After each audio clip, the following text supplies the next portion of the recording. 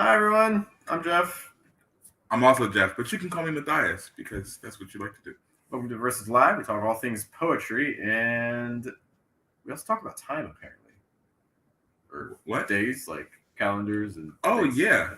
Well, firstly, if you could probably recognize. I don't know if you're familiar. So we're typically at Third Way Cafe, but we we we changed our whole situation just for this one show. Knock on wood. We're actually at my humble abode, and we're just potting it up.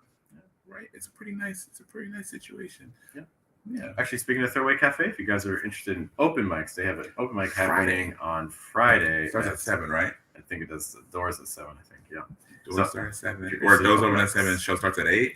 Something like that. So if you check out like Third Way Cafe on Instagram or Facebook, check out those platforms. And if you want to read in live in person with other people that also are reading, you should definitely check that out. Which brings us kind of what we were talking about earlier.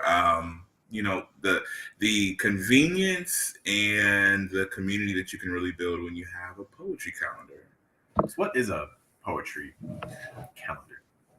So I mean, so essentially, it's a way for everybody or everybody in the poetry community, or even if you're not in the poetry community, just people in general, to be able to be really connected with all things poetry, especially in your community, but more so, like let's say if you're traveling somewhere, if you're traveling to Columbus, that way you kind of have access to some of the things and resources in your community.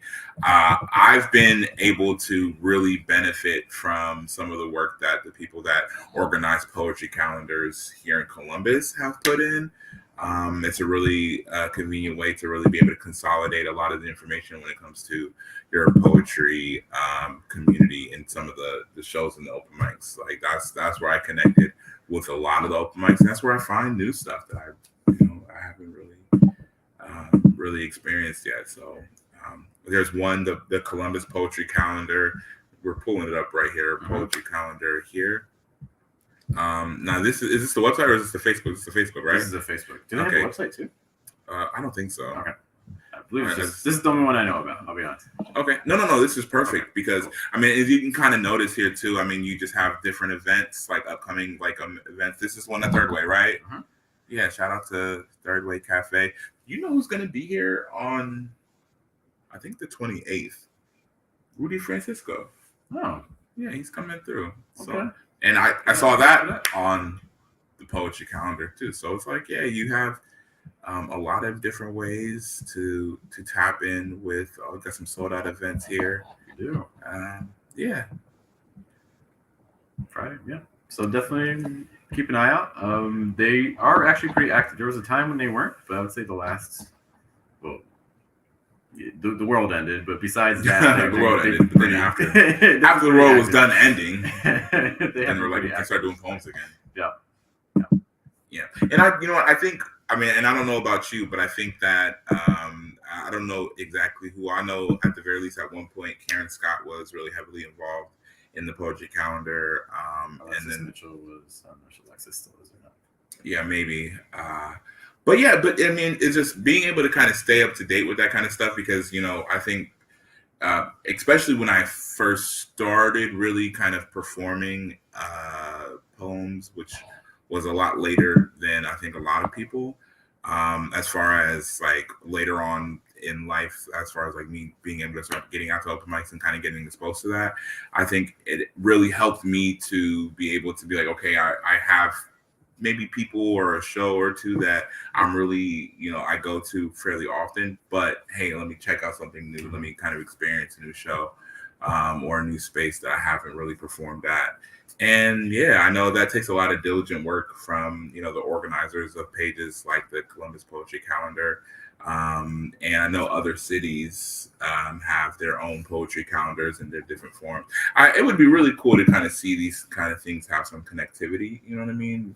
Everybody kind of be able to bridge together. And in that way, if you're traveling, even if you're just going on a regular vacation, and you're like, oh, I want to do poems in this city, that would be cool.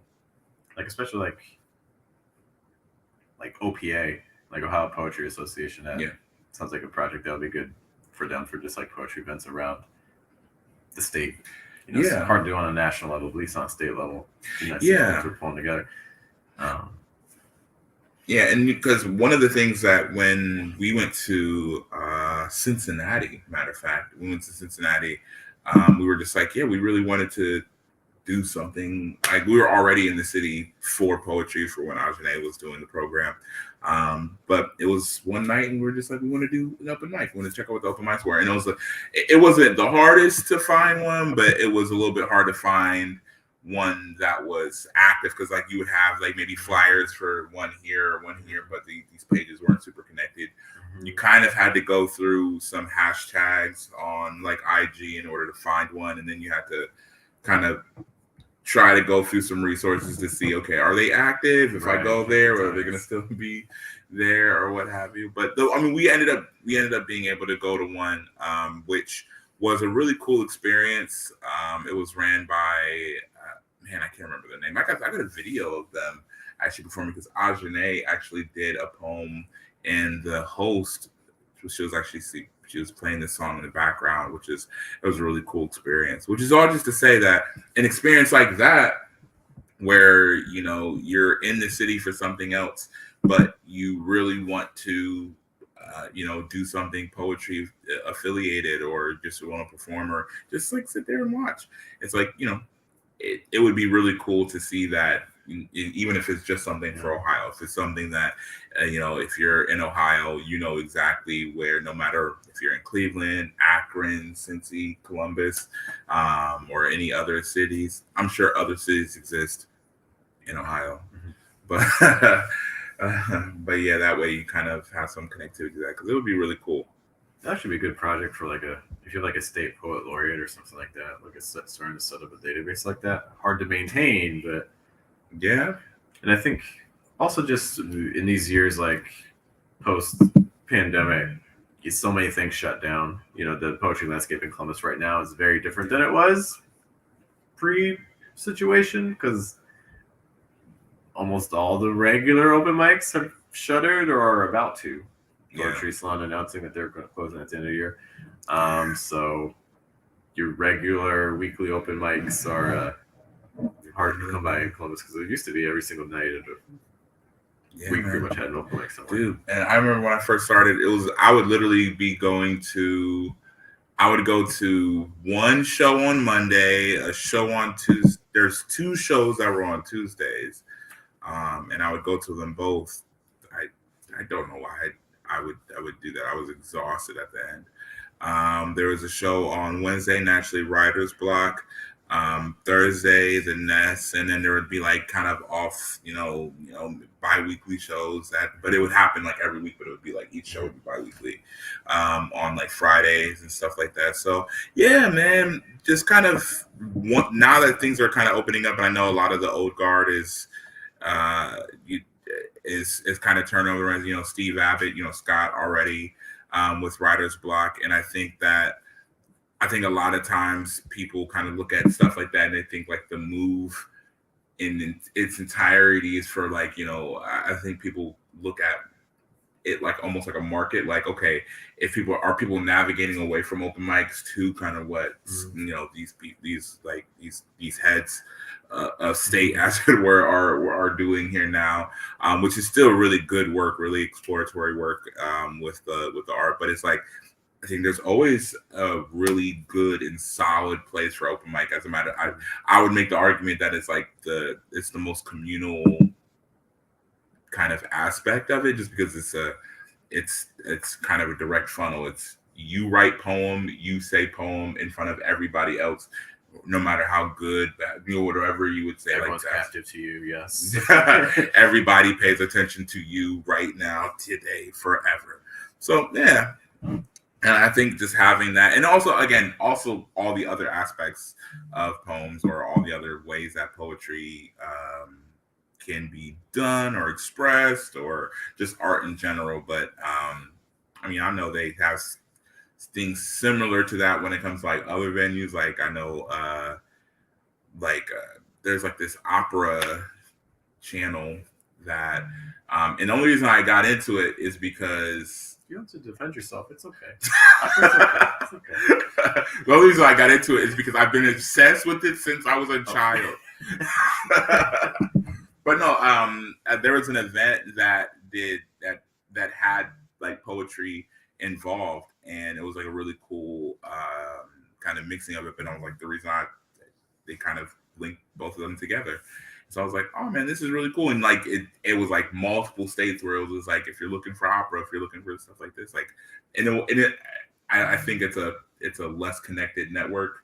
You know what I mean? Or it's a less frequent network than like poetry kind of has, because I'm like, there's probably more poets or people that are willing to just write a poem right now today and then perform it. Then people are like, I'm just going to perform my operatic scene or something like that. So, which is all just to say, yeah, I'm really excited for all the poetry stuff that's happening in Columbus, and I really, you know, I mean, I don't know if there's anybody that's already doing that work. Like, I definitely, whatever I can do to help. I mean, shout us out. I definitely want to be able to assist in any way possible. But yeah, the Columbus poetry calendar is doing some great work. I'm really excited for the work that it does in the future. Yep. So if you have an event, definitely be sure to post it there. They're always looking for more events, and also just let other people know about what's happening there, because, you know, if you're the person running this and, like, you know, you're posting stuff and you're just not getting a response, it can be, you're like, why am I doing this? You know, like, the more people get involved, the more active it can be, and the more in the future, especially because nowadays so many events aren't regular. There's a lot of one-off events. Even what we just saw there, when we saw it briefly, there's a lot of one-off stuff. So and that's where these sorts of calendars become even more important. Yeah, because stuff like the thing that's happening at Their Way, because I don't know the cadence that they're going to be doing. I mean, they don't know. They're planning once a month, but even that's kind of. Yeah, so making sure that, you know, you were able to stay engaged and stay tapped in, because one of the things I hate is, like, you know, kind of being at home and being like, okay, I couldn't figure out anything to do tonight. Maybe work. I mean, I'm like working then. I'm just like, I can't figure out anything to do tonight, so I guess I'll just do this work. And then, you know, you kind of find like it's already in the middle of the event and you're at home and like, man, I could have went out to that, or you see somebody else posting about it. I'm like, man, like, and then those events also suffer in a way, because a lot of those events are like, man, we had a halfway full house, but we would much prefer to be able to have everybody here. But, you know, the only problem is the connectivity. So, you know, it works for everybody. So it's not a gripe, but it's kind of a gripe. So I saw on Twitter that someone had posted something to the extent, I forget the name of who posted, but they posted something to the extent of like, all right, so like a group of birds is called a flock, a group of whales is called a pod. So what do you call a group of poets? And Patricia Smith saw this and posted broke. I knew it. I knew that was going to punchline. I knew that was going to be a punchline. So ha, broke poets, ha. But, you know, I think it's part of me, like, I get the joke, but then part of me is also like, I mean, Patricia Smith, your livelihood is poetry. You know, like if it's like a broke poet, like, I get that. You know, but if it's someone that's already kind of like made their whole living off of poetry, I'm like, yeah. Well, I think I can definitely understand, because it's like you're not really talking from like the maybe the anecdotal, like your own point of view with that. Like, because if they're like a group of poets, it's like a group of like they're, because pretty much in any field that you can name, there are people that are successful. You know what I mean? Yeah. But then there's also people that are. And it maybe depends on what you mean by what you are considering to be successful. But there's also people that are just, you know, they're doing it maybe just for the love of poems or just whatever. But there's not a physical kind of end to the work that they're doing, which, you know, it depends to each their own as far as what they kind of get accomplished in that aspect. But I would definitely say that I understand. I didn't see the post, but I definitely understand kind of that entry point. It's being like, it's like a and But you would agree, right? I mean, like as far as like, Yeah.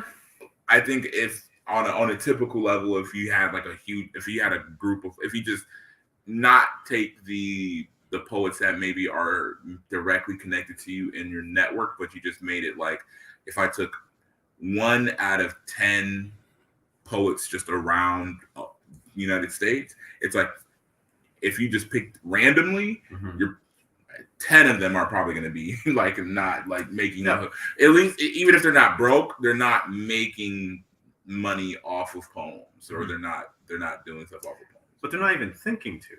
Yeah, people aren't even thinking to, you know. By the way, Aja, if you're here, feel free to come up. Okay, I didn't want this. No, you're good. we're just everybody. So we're at the house. So we get the pleasure of just guests live here, kind of coming in. That people that just live here. The only other person that lives here, my wife Ajane, who I mean, is a good example, right? Like she's the person who Ajane, you do poems? What'd you say? You do poems, right? Not really. All right. Well, you can at least catch her on the Versus podcast. She's a rival podcast. Well, you can hear her talking about possibly not really doing poems on the Versus podcast. But to go back, like I think a lot of people aren't even thinking. People hear poetry and they assume they don't even think money. They don't even think income. They don't even think living. Even if you make a book and you sell your book, you're not even necessarily expected to make a living off of your book. Yeah. I mean, one of the people that really impressed upon me fairly early when it comes to being able to make money, like on poetry, JG the Juggernaut, or John Gibson. He's one of the people that fairly early, and the thing is like by the time me and him met, he had already been on like multiple poetry tours, and he had been really responsible for himself as far as like kind of feeding himself off of poetry. And I think that kind of when we talk about like people making money and stuff like that off of poetry, I think one of the things is that there's like a necessity to if you had to do this thing to feed yourself, like, okay, how are you going to look at poetry? How are you going to look at your poems and your work if you're like, this is the way that I'm paying for, my rent, if I'm paying for food, like, how am I going to look at it then? And I think that, he kind of taught me a lot of good principles just when it came to like performing, when it came to like going to shows and in like some ways marketing yourself, that are just really good principles to try to go by. Yeah. But even that lifestyle is not, the touring lifestyle is not sustainable. You're putting, however you're getting there, like if you're using your car, you're putting miles in your car. You're constantly needing to, like, as soon as one gig's done, you're constantly hunting. Yeah. What I think there's like I don't think it's like sustainable for, I think the individual artist themselves. I think that but I mean, I'm just saying as far as like, in order to build up his name and to make a lot of the stuff that he would do afterwards, kind of like have the traction, then like you do. I mean, especially at that time, you do that phase of your career so that the rest of the things that are happening in your career are like progressing in that direction. You know what I mean? But just like, yeah, because like especially like if you're touring, you're literally traveling. You're needing to find a place to stay constantly. Especially if you're going out of town. Yeah. Cool. Do it for a year. Cool. But if you're like, hey, I'm going to be doing this for the next 10 years or something like that. Oh yeah. That's sort of grind. That's a rough sell for a decade of. It's like, what is the alternative? Because there has to be an alternative. And like I said before, I don't think poets in general are even thinking about this sort of stuff too. Yeah. So if we had a challenge, and the challenge was that by the end of, so let's say it's the end of April almost, so June's coming up. Okay. End of June. Wait, you mean I mean, Like beginning May's coming up? May's coming up. So like, but then so giving a time stamp. So Okay. if I said, hey, I want you to earn $20 off of poetry, but you can't do it through features, you can't do it through publications, you can't do it through slam, like winning a contest or a competition or anything like that. Okay. How would you go about it? I would rob a poet.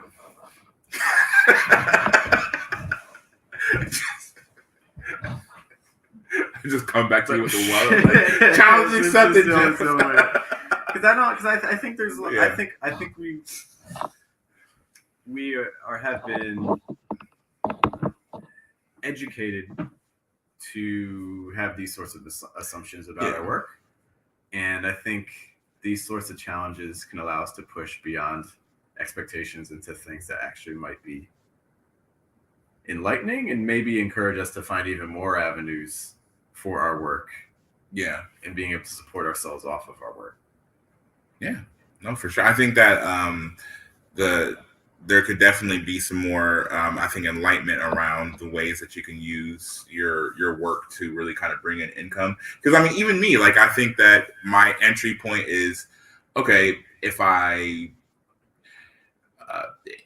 write the poem and then I perform the poem, people will see the poem, and then people will want to see me do the poem places. And like, so the only thing, a lot of that I'm thinking is like either publication, maybe, but primarily for me, like when it comes to like performing places. And so I think that there's probably a lot of avenues that I'm sure you're familiar with that are more affiliated with like passive income, like where you can like the work is done and now I'm able to Just live actually bring in money while not necessarily having to be hands-on with the work at the time. So So Matthias, I formally challenge you. I want to see who can earn the most money from poetry by the start of June. Again, no publications, no contests, no like features, none of those, no books, no publications. You can't sell a book. How would you make money off of a poem? Any ideas that come to mind? I would also. This is also a challenge for everyone watching as well. Let us know if you're in on this. Who can make the most money off poetry? Oh man, traditional means.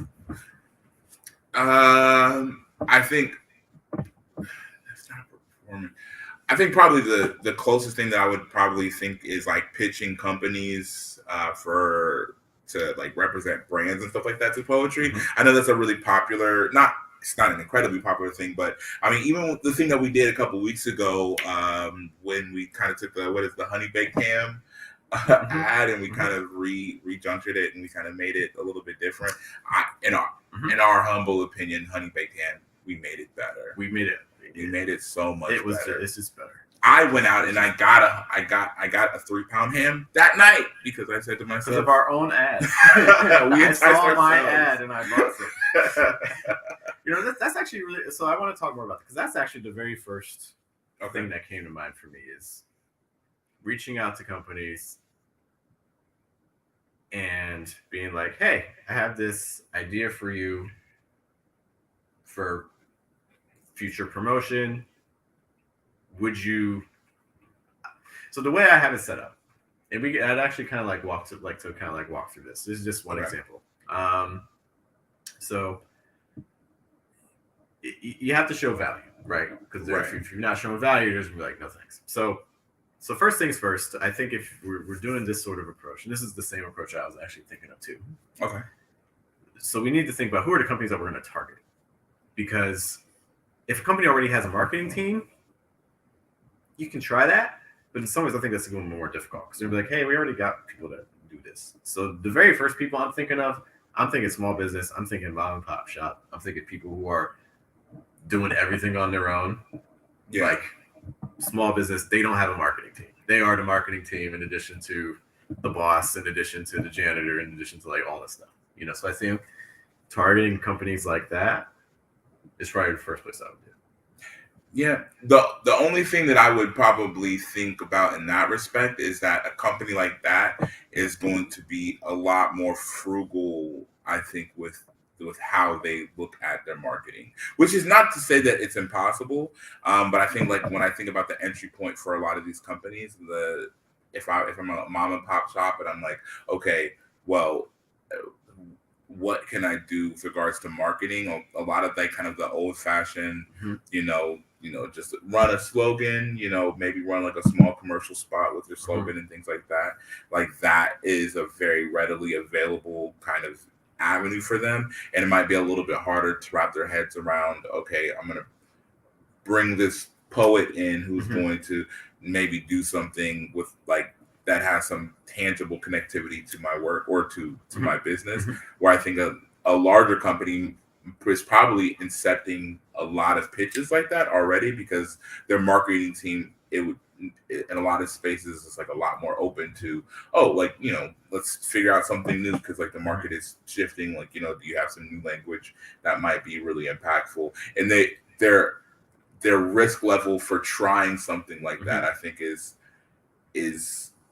it's higher when it comes to the money level, but in proportion to their budget, it's a lot Well, that'd be lower. a great experiment. Like if one of us did the big companies, and one of us did the small companies, just to kind of see what the result. That could be interesting.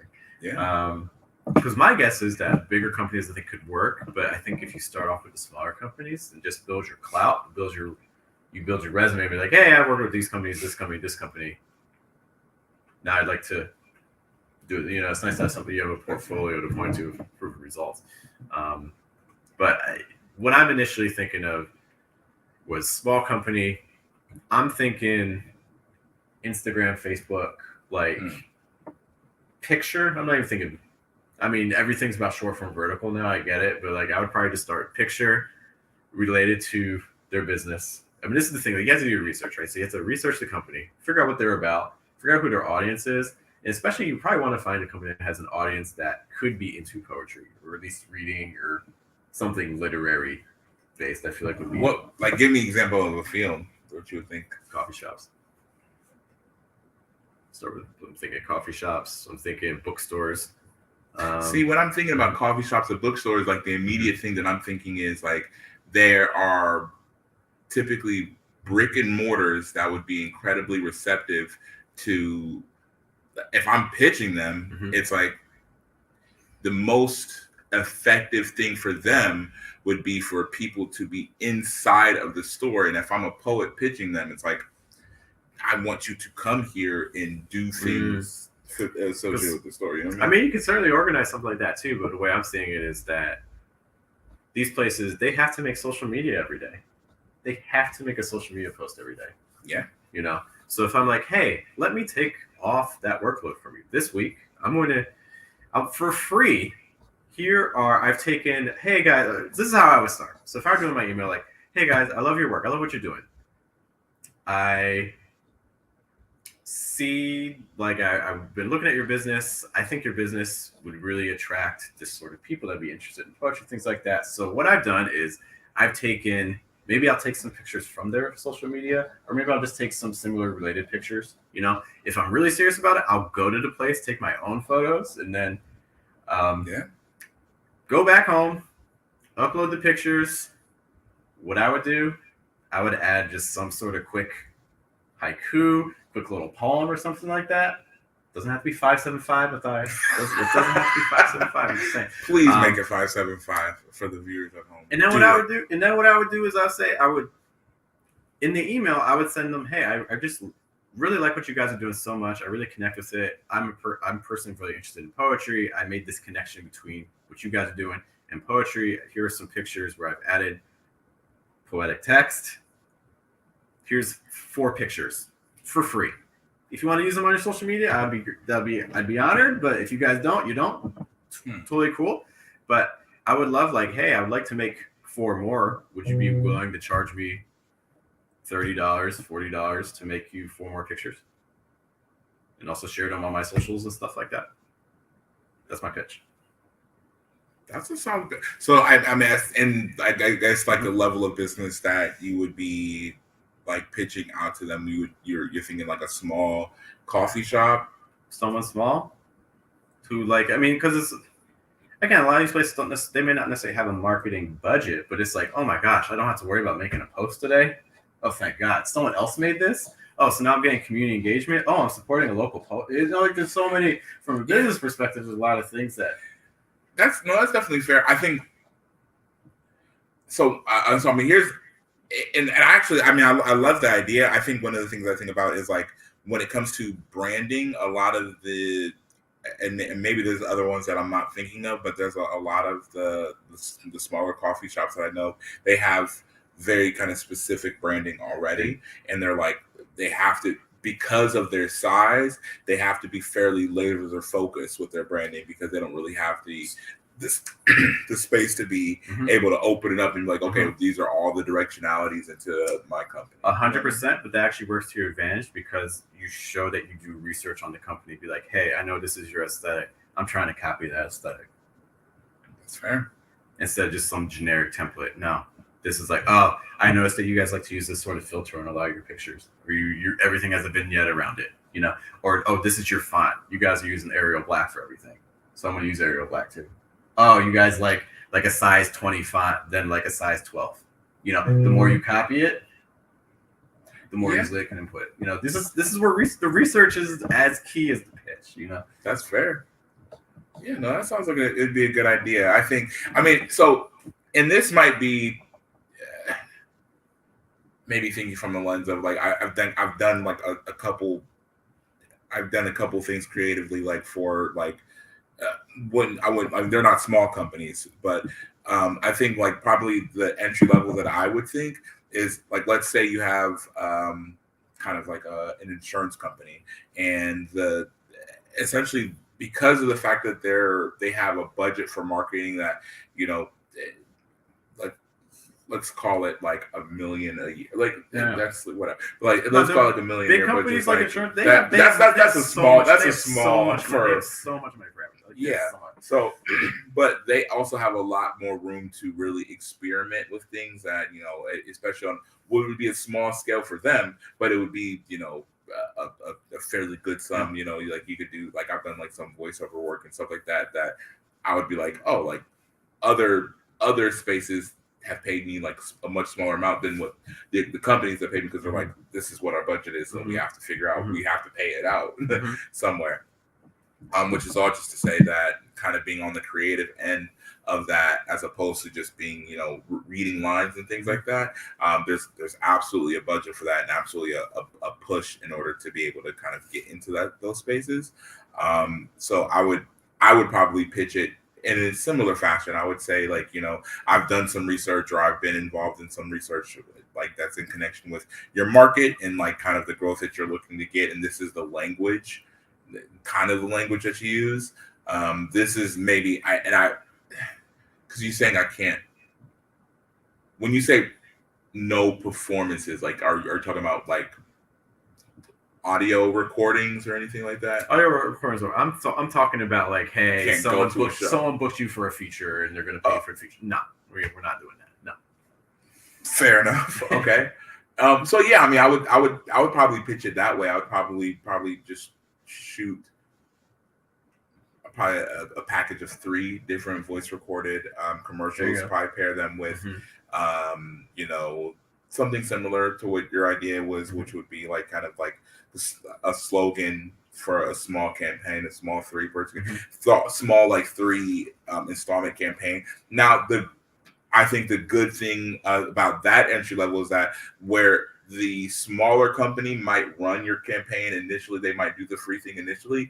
The larger company, they're not going to do. They're not going to do the free thing initially. What they're more than likely going to do is they're going to hear your pitch, and if they accept the pitch, then they'll pay you for the work, and then that way, you know, they can have a continuing relationship. You know what I mean? Because I don't know. It's a lot of it's probably for legal reasons, but they're probably like, okay, we're not going to just accept free work from you. We want to pay you for this work if we accept this pitch. And I think that makes a little bit more sense. That it would probably I think the timeline, it would probably like the benefit to yours or to like pitching to a smaller company would just be the timeline to get these things kind of from point A to point B is probably a lot faster because Probably get it honestly in a day. yeah, If you're honest about it, you yeah, could probably do it in a absolutely. day. Whereas like a larger Especially company is if going you're to doing be stuff, there's going to be a ton of red tape if you get the pitch to have any traction at all. So you're probably right. Mhm. But I'd be interested. This is also an area like if you're interested in pitching and you've never pitched before. I haven't pitched for poetry, I've pitched for work stuff before. ChatGPT. If you literally go to ChatGPT, like, hey, can you write a pitch for me for this? You can, but I'm being Okay. 100% serious. I'm being 100% serious. Jeff is is solidly on the lines with artificial intelligence. Just saying for a moment. When the war starts, you have an ally. Seriously, like just to get an outline. The nice thing about it, you can adjust it for tone. Be like, hey, make it a little more serious, make it a little more formal, make it more casual. For the business. You can is there ways to tell? Is there ways for like a company if they can tell if a pitch has been written by ChatGPT? I know that there was like this huge scandal. I don't know if scandal is the right word. That sounds a little salacious, but there was this incident where at some college there's a lot of these students that were using ChatGPT to write their essays, and apparently they got found out, and they were like, "No more use it." But like, how did they know? I've heard of people getting like false claims. Also in the art world too, like people who made a piece of art and then they got rejected because people said it was too similar to AI things. Like, yeah, this is. Wow. The style look too. I don't know. It was an article I read, and they didn't have the graphics on it. Unfortunately, it's all text. I seen something on Twitter. It was just hilarious. This is kind of when everything first started, like months ago, with AI and like the AI art and stuff like that. But everybody just kept saying like, look what AI did with this. Look what AI did with this prompt. And then someone was like, Allen Iverson is really killing it in the art space. It's so funny as fuck. But yeah, that's it. If someone's like, hey, you need to make $20 by the end of the month with poetry, you can't do all those traditional things.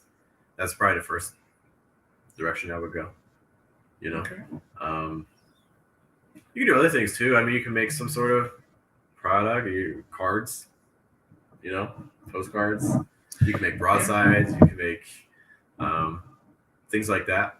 I think the key to this is trying to break out of the expectations, because I think we all have assumptions about how money is made or not made in poetry, and the only reason that we haven't gotten away from that is just because we haven't thought to.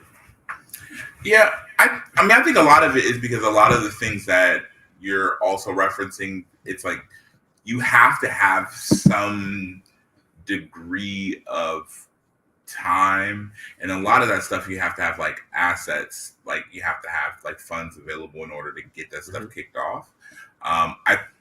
In the long run, you're probably making more, but it's like that initial barrier to entry with that stuff, because I'm like, in order for me to get booked at a show, it's like, most of the shows that I get booked off of is like somebody saw me do poems, and then, or they've seen like a recording of a poem somewhere, and they just reach out and they're like, I want you to feature or something like that. So this idea that I think it's not necessarily that a lot of people haven't. I mean, I think there's probably a lot of that too, but I think there's a lot of people that it's just like they don't have the bandwidth to really dig into kind of that front end. Like they need to be able to start making money like fairly quickly.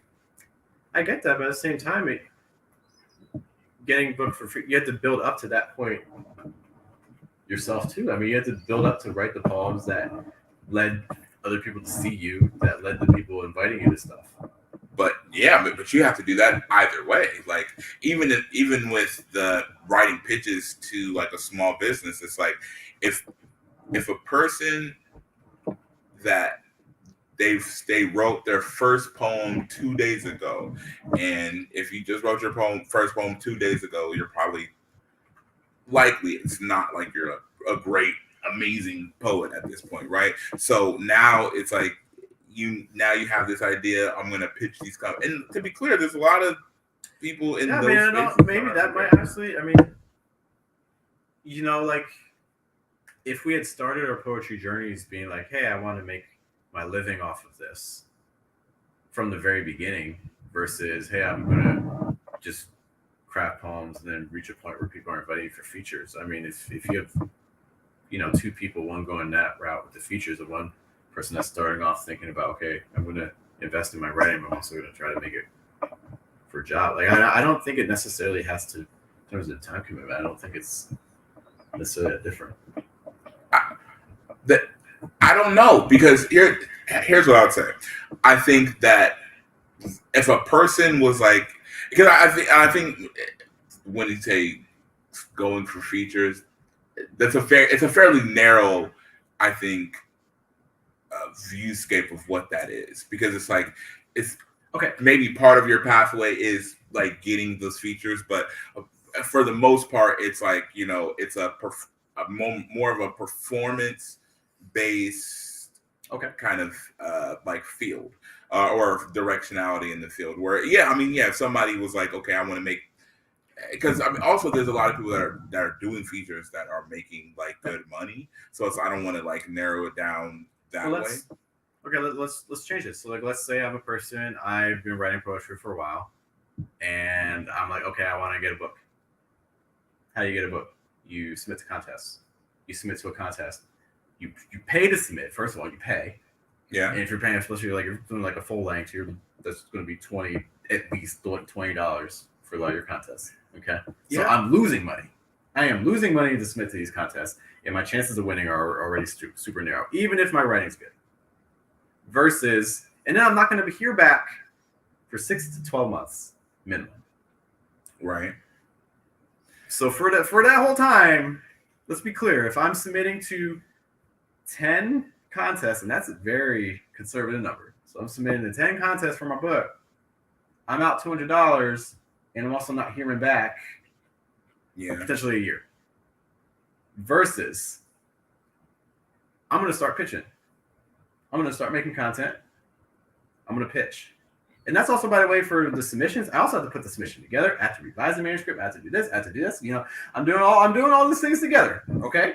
Versus, all right, I'm going to make some, first of all, short poem. Because all I need to do is just like, if I'm doing like a quick social media post, I just need to add a short little poem or something like that, put it on the image, and things like that, and I can submit those for free, and if I get rejected, and maybe my chances for rejection are probably, honestly, probably just as high as submitting to like actual poetry journals, like to get my book, you know what I mean? So it's like, so here's the thing that I would think about that, because it's like the route where you're performing, you're going to open mics, you're kind of going that route. It's like that route also puts you next to other artists, other poets that sharpen your skills, that sharpen, like to help sharpen you as an artist, that I think would give you a very realistic view of, and it sounds weird to say, but like competitive nature in that space where like I'm like, I know what's on the market for poetry, and I know what's on the market for, which is just to say that like companies will reach out to larger prominent artists to do their camp. They'll reach out to them. They'll be like, well, hey, are you interested in doing this? Are you interested in doing that? For like, depending on the companies and things like that. And so it's like, I think inversely, if the thing that you're saying is that the ability to get better, or the ability to get better as an artist, there is some kind of built-in mechanism for that on that directionality. I'm like, because later on down the line as an artist, like I'm still going to get, especially if I'm performing and people are seeing me a lot, and people are seeing me at the shows, and people I'm getting features. It's like, I think your ability to then pitch a small company is a lot higher, because even if the company is like, well, I don't really know if we have this in our budget. I'll tell you this: if I had two people pitching me, one of them was, somebody that had maybe a really large social media or larger social media following because of maybe all the work that they were doing. Even if I didn't get the concept, even if I'm like, well, man, why do I need a poet to write this for me? Why don't I just get my grandson to write a couple? If I'm like choosing between that and the person that's pitching me, and I'm like, okay, well, yeah, this is a good idea, but maybe you don't have maybe because again, we talk about it all the time. Like a lot of times, it's like just if a magazine has two poems and they think that they're fairly equal value as writing is concerned, but one of these poets has 50,000 followers. It's like, which one do you think the magazine's going to publish? So, yeah, which is just to say that you kind of have a proof of concept if somebody has a really large social media following, and then they just say, hey, I have this idea. I want to partner, with you. And this is like the poems, like this is kind of what I was thinking. You know what I mean? I get what you're saying, but at the same time, like if I'm a company, I may not even like, if I'm pitching and the product is like the posters, whatever I'm creating for the company, because the chances are that most companies aren't really familiar with poetry to begin with. I think it's like, okay, if I'm thinking of a good example. If somebody was hungry, right? And then you're like, hey, I make the best pastrami sandwich. I make a great pastrami sandwich. And that person's never had a pastrami sandwich before. They're like, I've never had a pastrami sandwich before. But if you're saying that you made the best, cool. And it was like, okay, I'll give you a sample of this free pastrami sandwich that, I feel like I make the best one. The thing that you're inviting inevitably is for that person to be like, I wonder what other pastrami sandwiches are on the market. And so now this person's like, they might have had your pastrami sandwiches and they're hungry, so they think it's good. But now they're like, okay, am I going to pay this person $9 for a pastrami sandwich in the future? Or am I going to look at the market and see if I can find a pastrami sandwich that I'm like, this is better, or this is a better quality sandwich or something like that. I mean, yeah, which is, again, and I agree that there's like, that's the potential in any space, but it's just that, like, I think the avenue, again, to somebody being like, okay, I'm starting my career off doing these pitches for places, is like, if you're assuming that they're starting as a quality writer, you know what I mean, in a lot of these places, then like maybe you're right. But it's like, if you're just two people that are starting the same place skill wise, and you're like, okay, you're kind of bridging out, it's like because one of them kind of requires you to be around other poets, to be in community with other poets, to be in community with other writers that are going to sharpen your writing, and you're going to kind of, maybe you're in slam, or even if you're not in slam, like open mics kind of do it as well. I think one of those people, it's almost like, I don't know, do you watch Dragon Ball Z? Familiar. Okay, now it'll probably still work as an analogy. So like in Dragon Ball Z, there's this thing called Zenkai boosts, and essentially what that is like when you fight somebody and you lose, even if you lose, regardless if you win or lose, you get stronger because fighting is a much more intense version of training.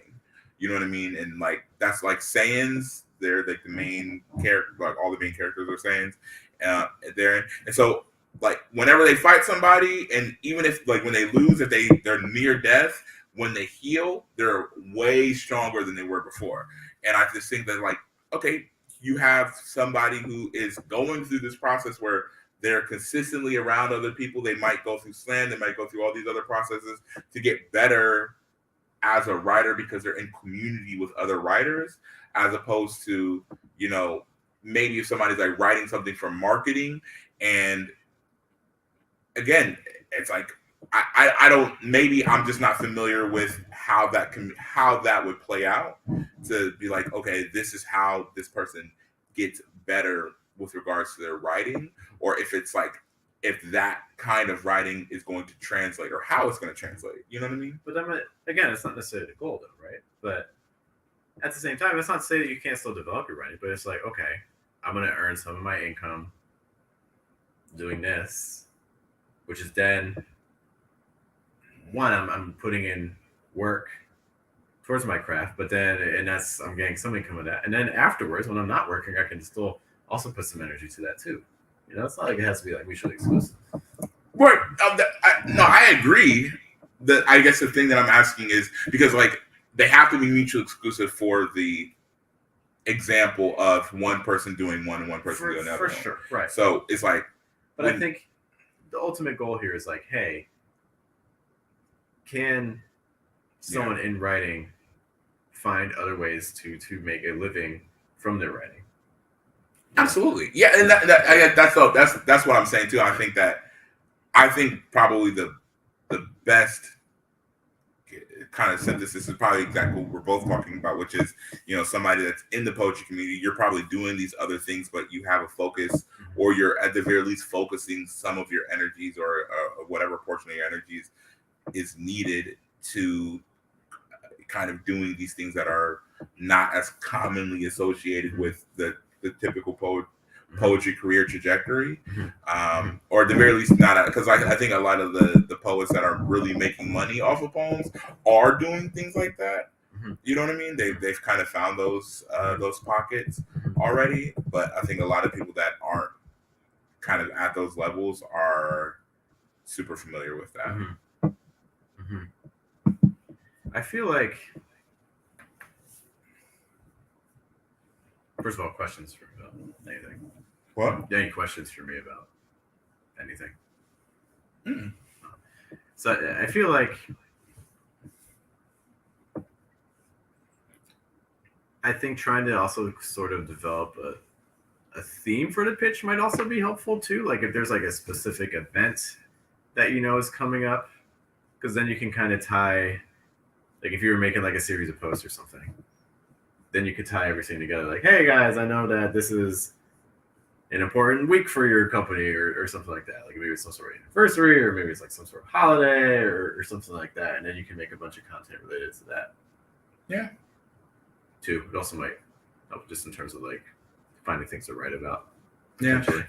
It could be. I think, and again, I mean, all things are possible. So it's like it's not like knocking down. I think the only thing that would be, by the time you're hearing about it, because before the pitch happens, you're the general public, sure. right? Yeah, I mean, and so, like, by the time you're hearing about it, it's like, man, these people probably already have, especially if it's like a specific campaign. Now, there's definitely some organizations that, because I'm close with the organizers, I know that there are things that are lacking in those respects. Not lacking, that's a strong word, but there's just some things that this is an area that they're not really covering right now.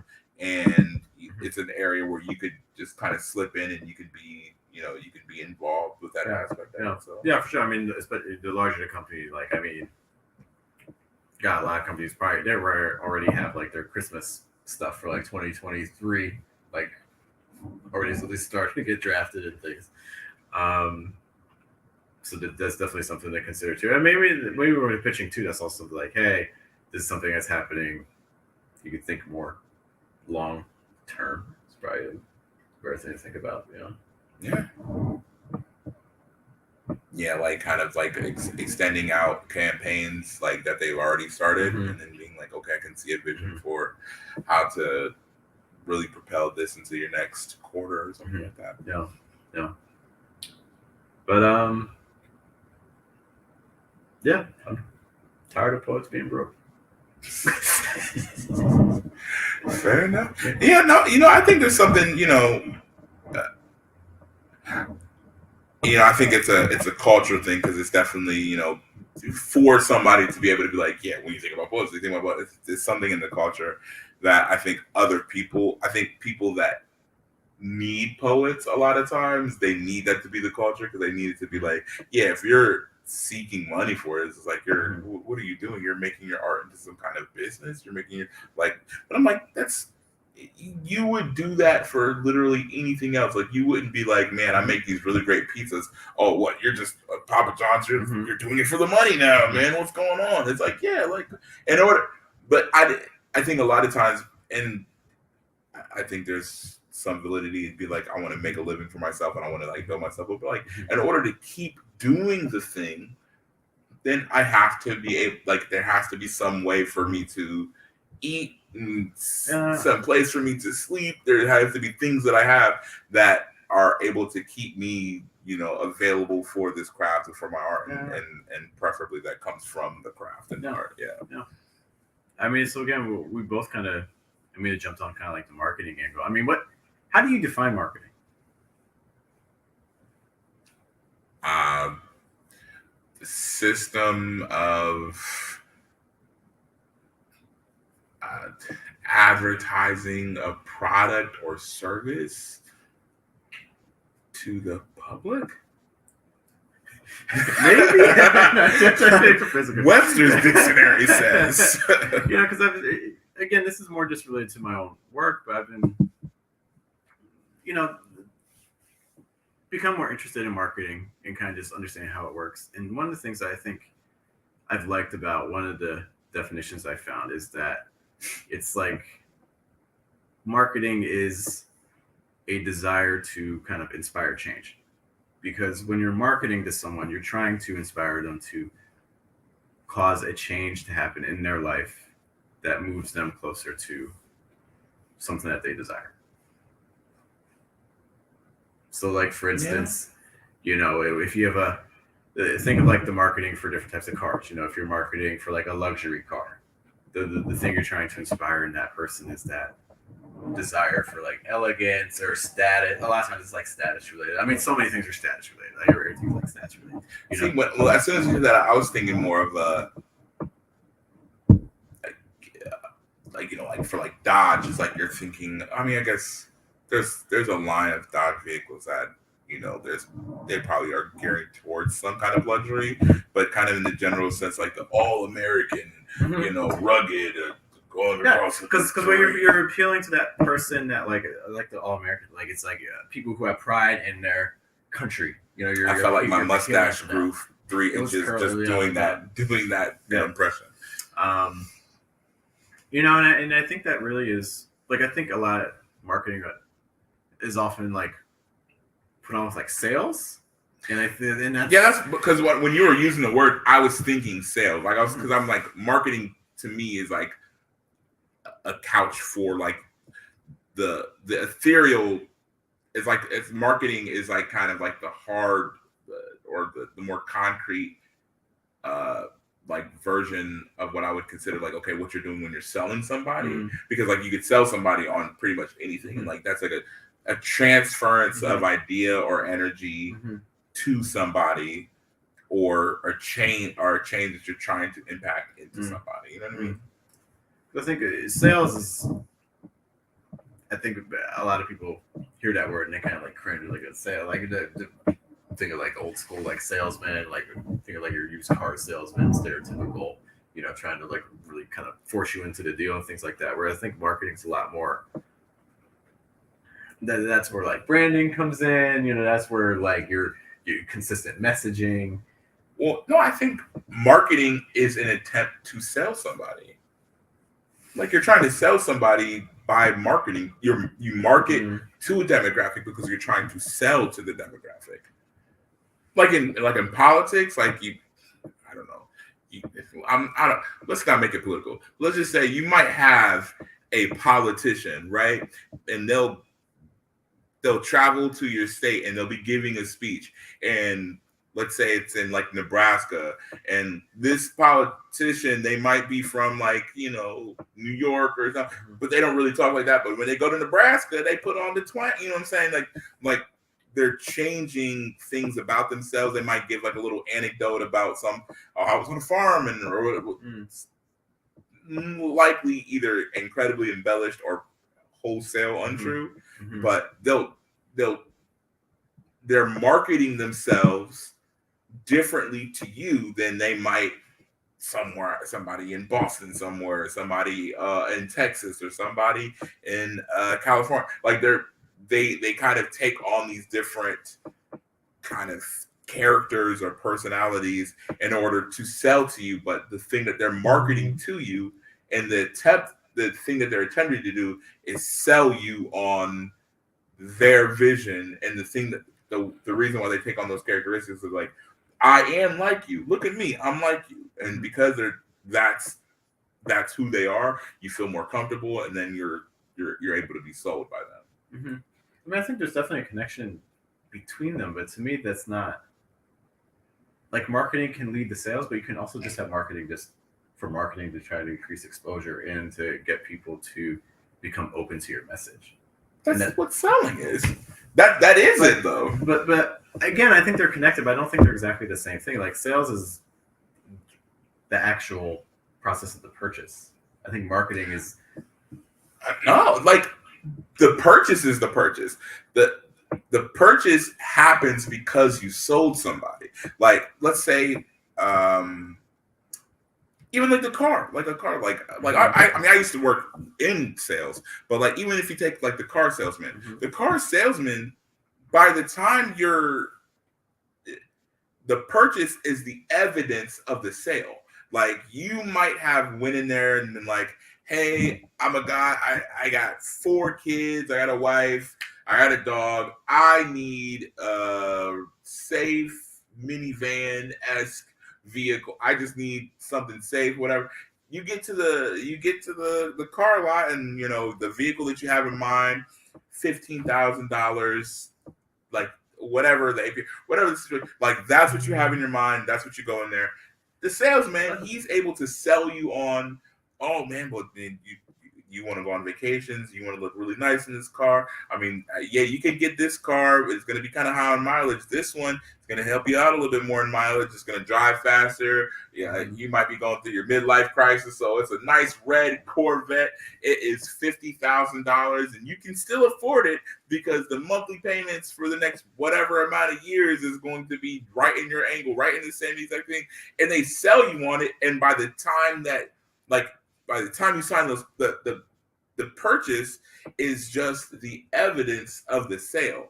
And the way that you were sold is because you were, a lot of times salesmen would do that. Like a lot of times, like if the salesman knows you're from the Midwest, you're a home guy, you're in your hometown. So it's just like, yeah, like I know how to market to you because maybe I tell you a story. Me and my wife, we moved here when we first got married, and we called it home. Now I'm like, man, you guys got a beautiful city here. All this other stuff. Now you're sold on this guy who got sold on your city, and now you're in the dark. Like there's tactics to sell people, but the thing that like the reason why it's called sales is not because of the transaction that happens. The transaction happens initially between the two people. I don't disagree with anything you're saying, but the marketing's already happened. By the time that someone even just walks into your store, yeah, the marketing's already happened. Yeah, well, but that's the point, though. It's like the marketing's happening, and because of the marketing, you're being sold on whatever the situation. Even in a poem, like in a poem, if I'm like, I want my audience to feel the crushing despair of the things that are happening in my poem. Mm-hmm. It's like maybe I go up there and I'm wearing all black with the grunge makeup or whatever. Like I don't know who, you know, the kind of, but like maybe because it happens in slam all the time, right? Like, you know, people like to be like, okay, the props aren't, you know, happening and stuff like that. But, you know, in a lot of these things, it's like the aesthetics of the performer are adding to the performance.